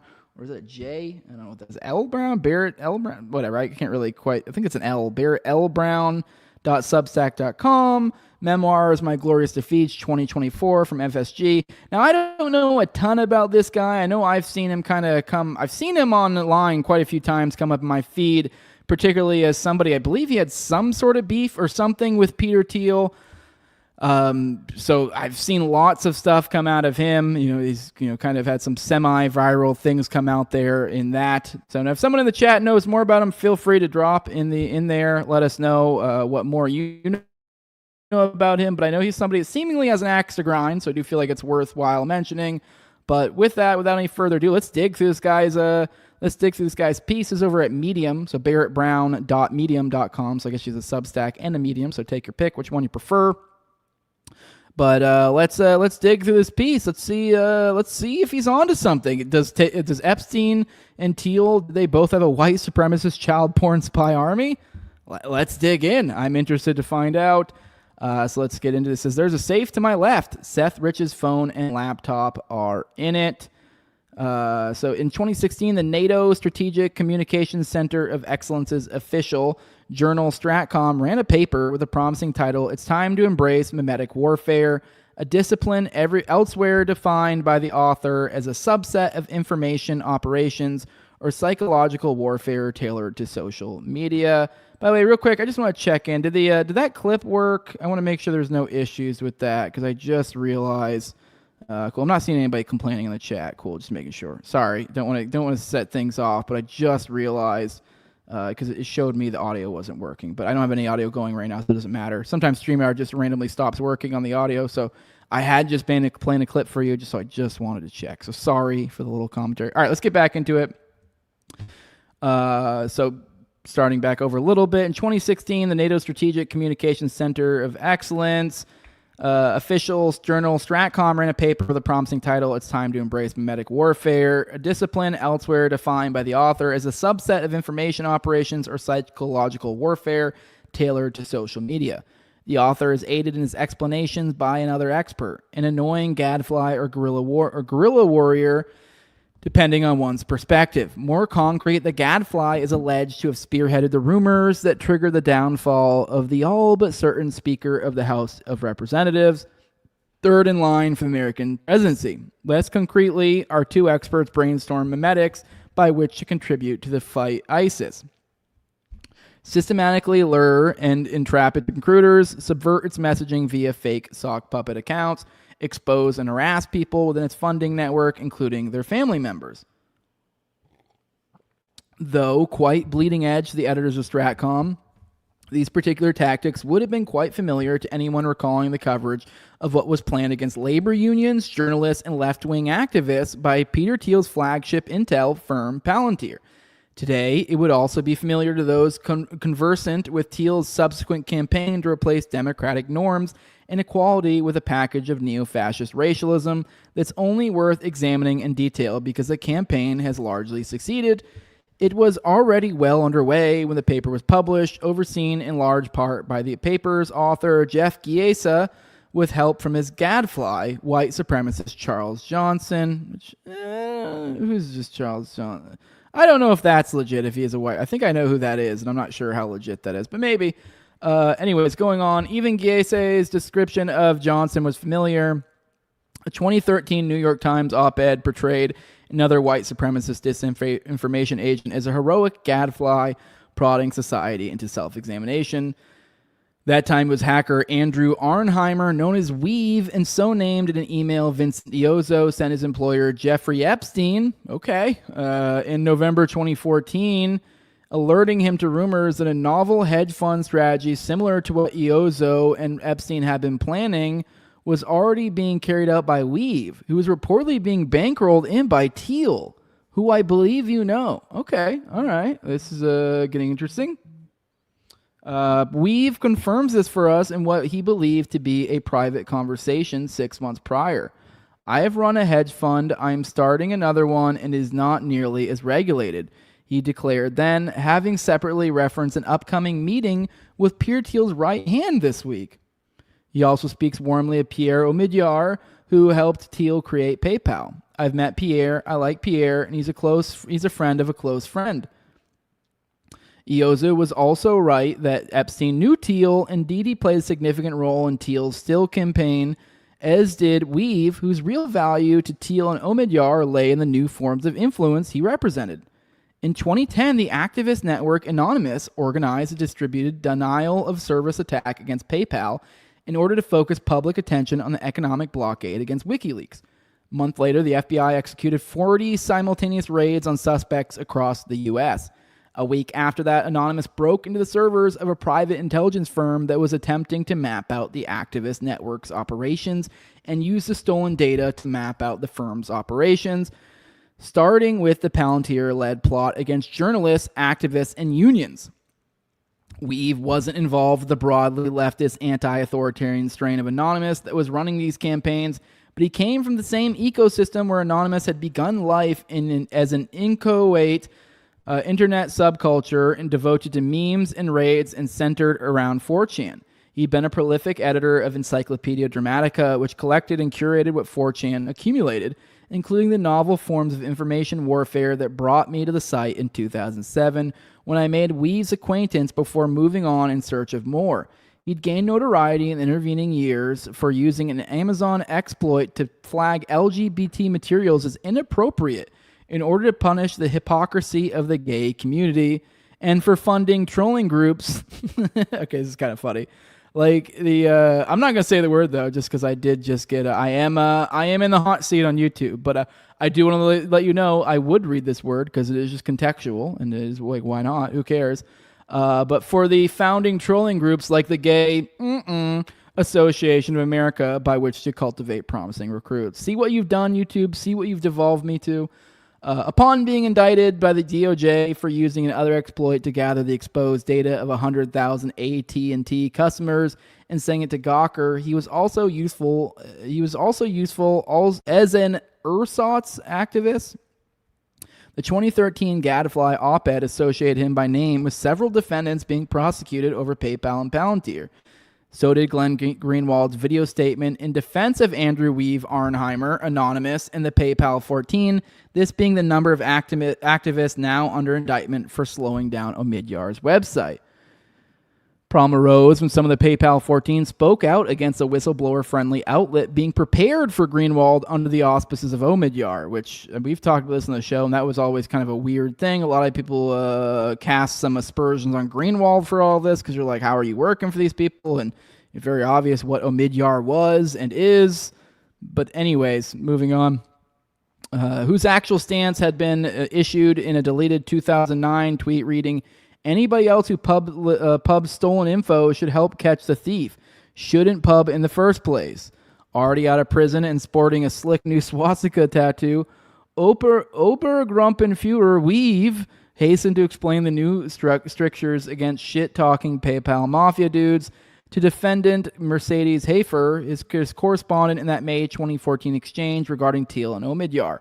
I'm asking it to stop because I thought your goal was to get restitution paid and get ahead in the world, he wrote, summarizing the case for collaboration. Me and the defendants never asked for Pierre and Greenwald's money. Most of us want what we wanted 3 years ago, Hafer retorted before summarizing the case for resistance. Transparency in government not to be spied on, freedom of speech.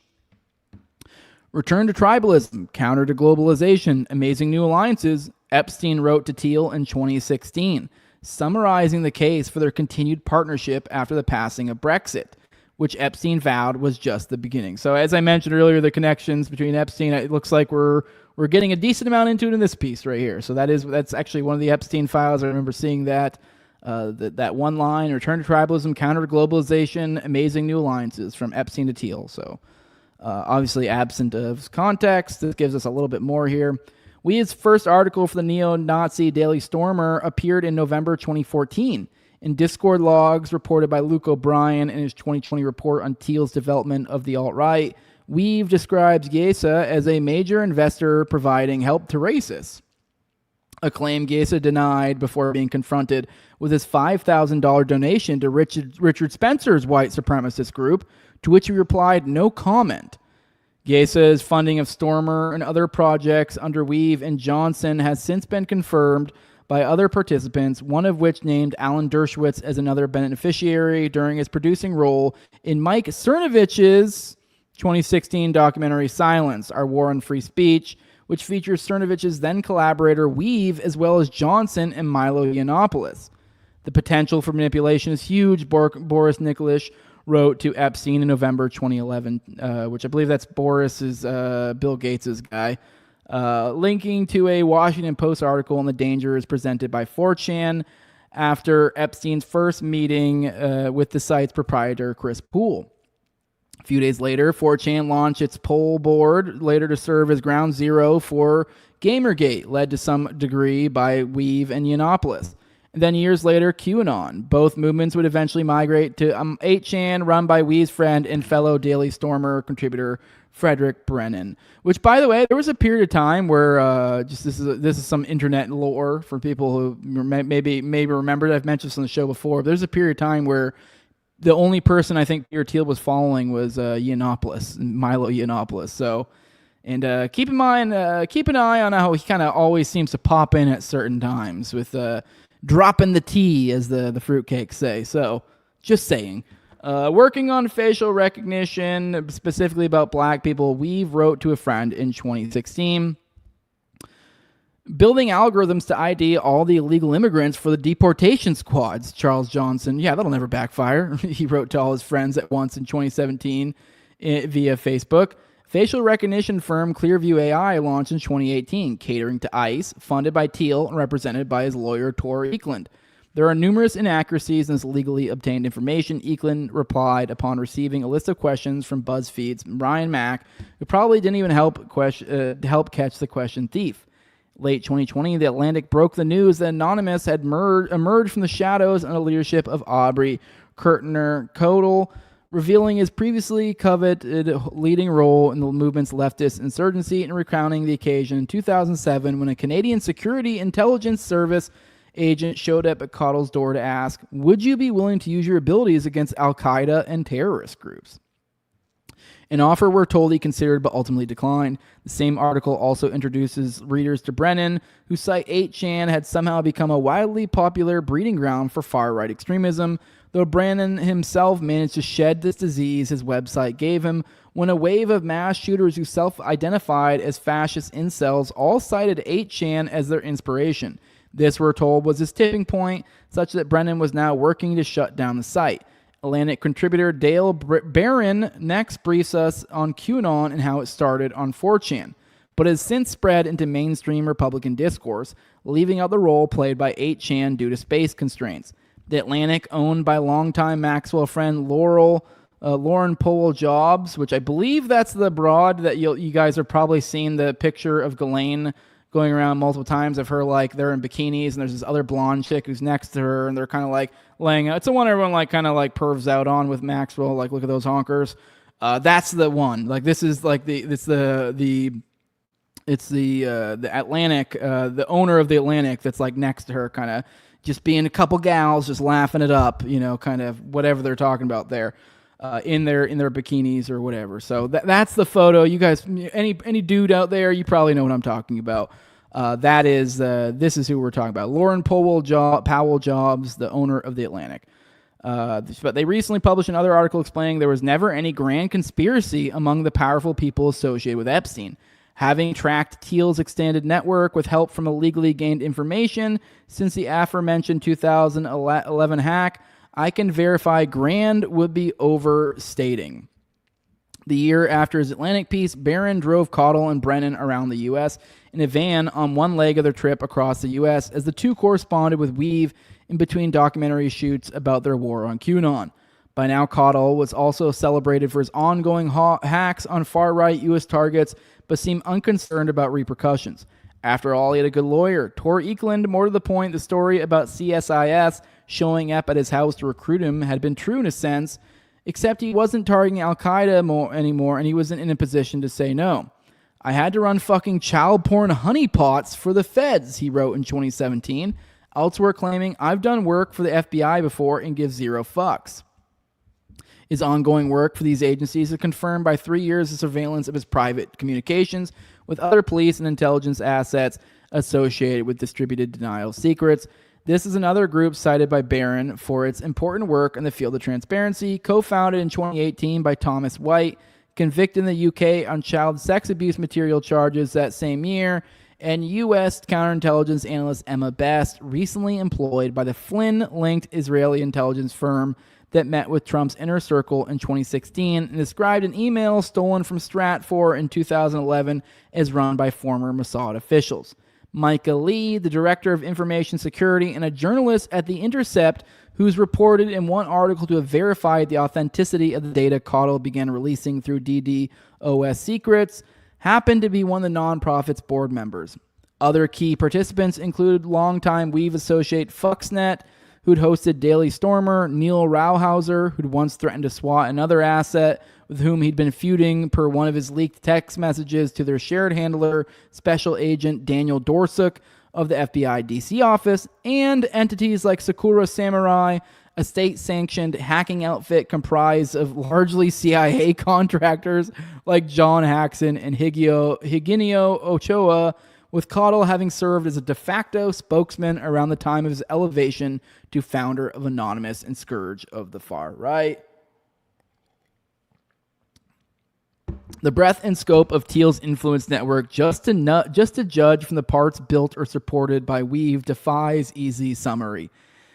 It is best comprehended through the number of involved parties that have failed to comment, as that number now exceeds several dozen and includes journalists like the Intercept's original editor-in-chief, John Cook, now at the Wall Street Journal, who upon finally being reached by phone simply hung up. The need for this remarkable degree of omerta likewise becomes more understandable in the light of what's being provided by the handful of participants now denying it, including correspondence with the brother of the key Trump stalwart, widely viewed by experts as the most likely executor of QAnon, General Michael Flynn, not his brother General Charles Flynn, who serves as senior advisor at Palantir, but rather his less accomplished brother Joseph Flynn, who turns out to have been working with Caudill. Or as Michael Flynn Jr. put it last year, the public has no idea how massive our digital army is. So it says more to come, so maybe we'll get more on this. I'll be honest, this is a lot. This is threw a lot at me. Reminder, this is an info dump style sort of show, so we are, most of the time, we're going through stuff together. I haven't gone through this yet, so my perception is, as of right now, I'm not like a techie, so this is a lot of stuff. I feel like I almost need to reread this on my own time just to process this, but there's a lot there. I mean, who knows? Maybe it's misdirection. It's making a mountain out of a molehill. But this, all right, there's a lot going on here. But yeah, you guys tell me what you think. But if we're talking about, if we're going to be talking about Nazi pedos, let's check in on our favorite one of those, our favorite Fed, who's that? I want to bring forward his name. Jake Lang, I think. Why might I forget his name? So let's check in on him. There's a funny one here. We talked about the other day about we covered that weird exchange you had with a 15-year-old, which is the where the pedo accusation comes from this guy. This guy who is an Israeli Jew, I believe, if I recall. His sister is in the IDF, or not, actually, I don't think it's technically IDF. Some Israeli military something or other outfit. I don't know if it's necessarily IDF. But this guy glows like the sun. We covered this the other day. You can go check that on your own time. But I figured I'd share this little clip of a preacher who is it's the name of a militia guy. We've covered him forever ago. He was one of the multiple people in the Kekawa militia that had a crazy glowy in their midst. And here he is exposing once again another glowy. I thought this was a fun interaction for you guys to give you an idea of what I mean when I say this guy glows. So let's watch this. This is a fun interaction. I'm a militia guy and you're a pedophile. I'm a militia guy and you're a pedophile. Fuck you. No, he's not. I'm not a groper. I just know that you're a fucking pedo and you're messaging someone who is get fuck out of here. Yeah, you nigger wife. Nice. Nice. Your wife's whiter than me. It says your wife's whiter than me. Is how it fishes out. But yeah, Ford Fisher sharing this. It does great work out there. He says, I'm a militia guy and you're a pedophile. F you, yelled Virginia militia figure preacher. Fuck out of here, yelled Lang, who added that preacher has a wife before being driven away. Nice, said preacher whose wife is white. So I just thought it was a funny back and forth. Preacher, I mean, this guy on full display. And we did cover the other day that 15-year-old thing seems legit, unless those are fake. I have not seen him deny it. I remember we literally read the text on show and it was like, okay. Like, it was like we saw the moment where the girl reveals she's actually 15, and you're like, okay, well, maybe there's some out here and that he didn't realize. And then because he was like, I think he had said in there, like, how old are you? Like, obviously, if you're under 18, that's a problem or something. And then she's like, I'm 15. And he was like, wait, define 15. I don't think he said that literally. But then you're like, oh, shit. You're like, no, you're fucked. Like, I mean, obviously, we don't know if he met up with a girl or whatever, but he did not get scared away once he found out she was 15. He was like, well, when do you turn 16? And the funny thing is, I don't even think it was a state where it's like 16, age of consent. We looked it up on show because I'm like, maybe that has something to do with it. No, I don't know. I think he was just like, well, maybe she's 16 and maybe... dude's a fucking weirdo. And this guy glows like the sun. Moving on. Here's an Epstein file I figured ties into this. So let's check this out. It's a warning to a reporter they will be murdered if he doesn't stop investigating Jeffrey Epstein. And there's 24 pages after this that are fully redacted.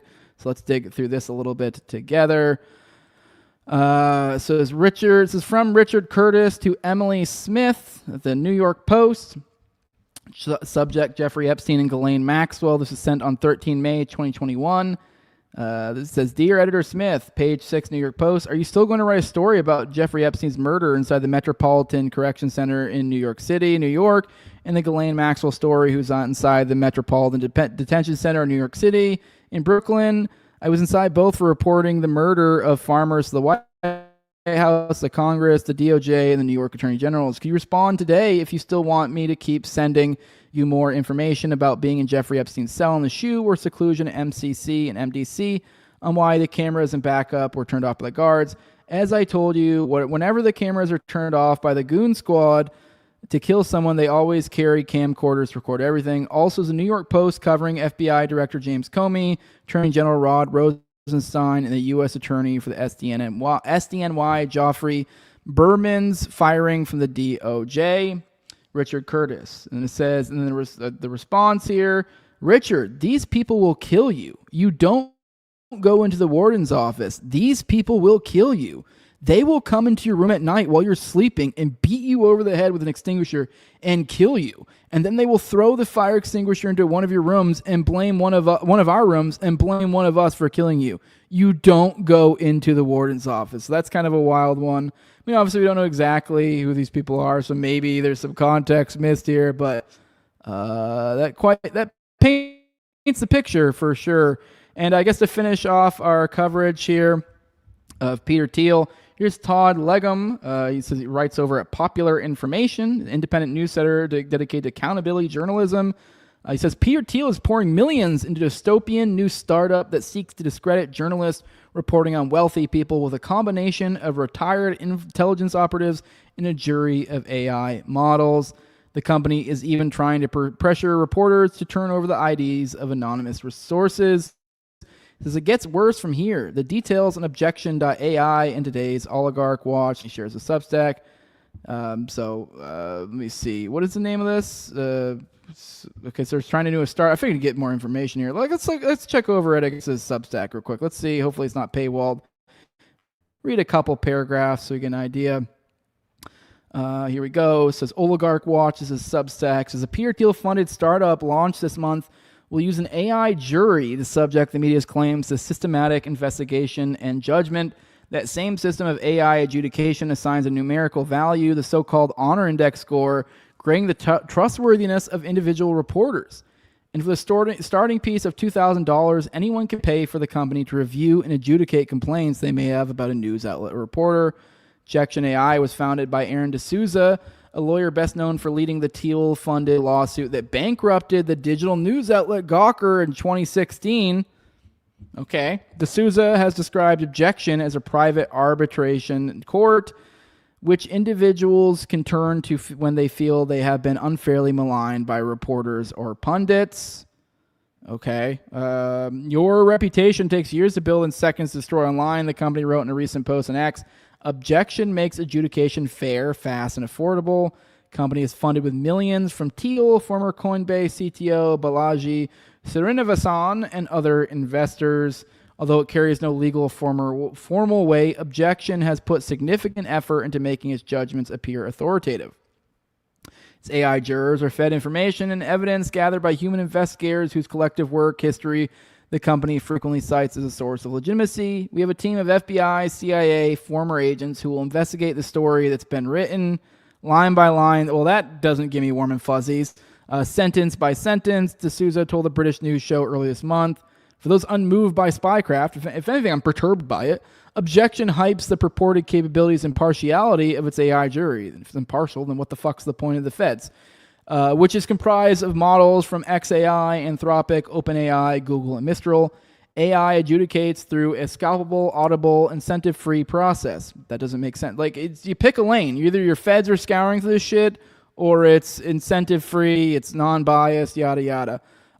Going on, it says diverse foundation models debate adversarially, advocates build cases, cross-examiners expose flaws, a neutral ensemble verifies with explicit standards and Bayesian reasoning. AI can be trained to exclude emotion, bias, and ideology. I mean, the flip side of that sounds like it can be trained to include it as well. Model diversity cancels blind spots and never gets tired. It also leans heavily on judicial trappings to dress up its reviews, including case numbers and official-sounding case names. Public v. The Wall Street Journal reads a label, the Objection, assigned to its pending investigation of a story the paper published on Donald Trump's relationship with Jeffrey Epstein. Oh, I'm curious how that one came out on that. To promote Objection, D'Souza has claimed that leading AI models apply law consistently 100% of the time, adding, well, that's got to be 100% bullshit because AI fucking imagines shit randomly, so there's no such thing as 100% of anything with it. It's become obvious that lawyers are probably the most displaceable profession, but judges are too.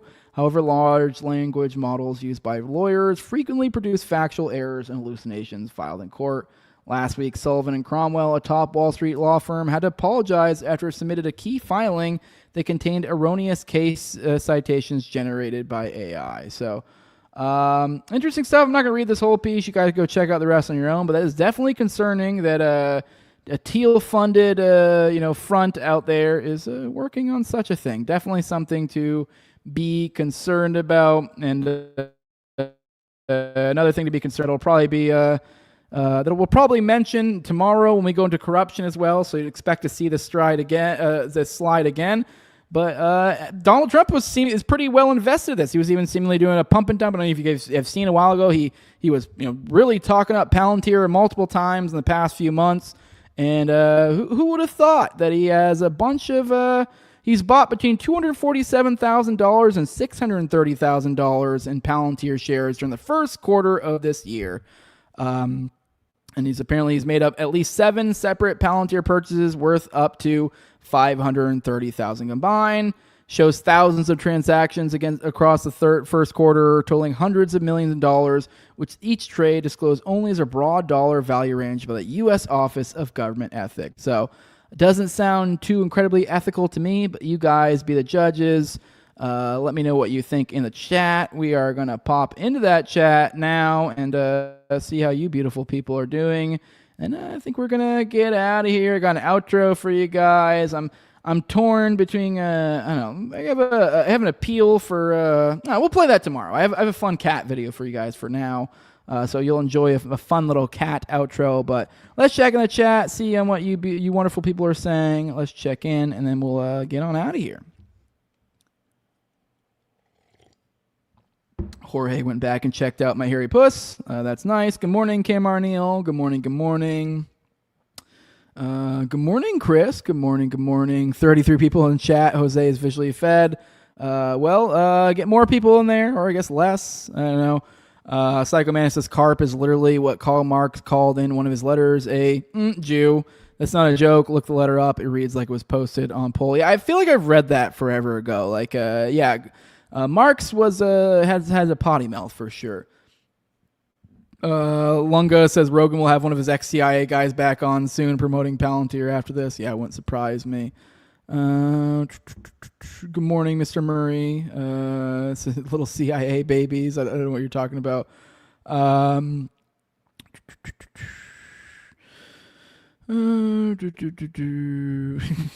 Cooper says, only thing that's ever funded my racism has mainly been behavior, not as much exposure, but no less hatred. Indians and certainly count, but it really all stems from Jewish influence. Nice.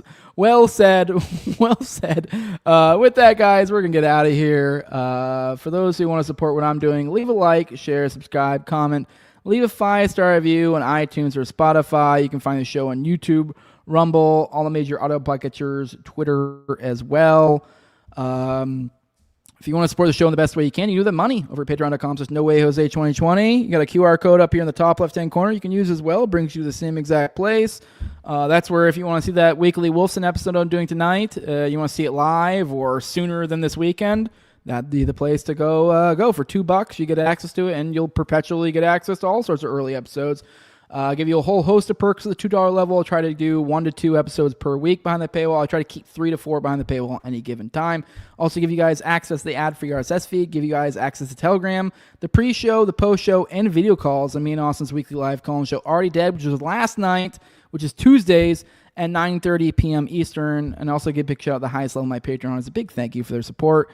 As my I have my previous co-host and Tower Gang at Learn Toad, also at Brigade D's, at ZWCK, at _Vizil, Tim Tuttle, at John Klebo, big fan of the show, Torme, at Wayne Taggers, Winter Cover Kids, No Free Lunch, Jack, Mark Vestibule, Jacob Winterguy, the Biblical Anarchy Podcast, and John Black, that beautiful bastard. And with that, guys, we're going to get out of here. Enjoy this outro. You have a fun little kitty roller coaster video. I think it's cute. I think it's great. I hope you do as well. We will see you on the next one. Should be back tomorrow, give or take around 11 a.m. Eastern. And tonight for the patrons with Matt Wolfson talking about recap and all the Massie madness. We'll see you in the next one.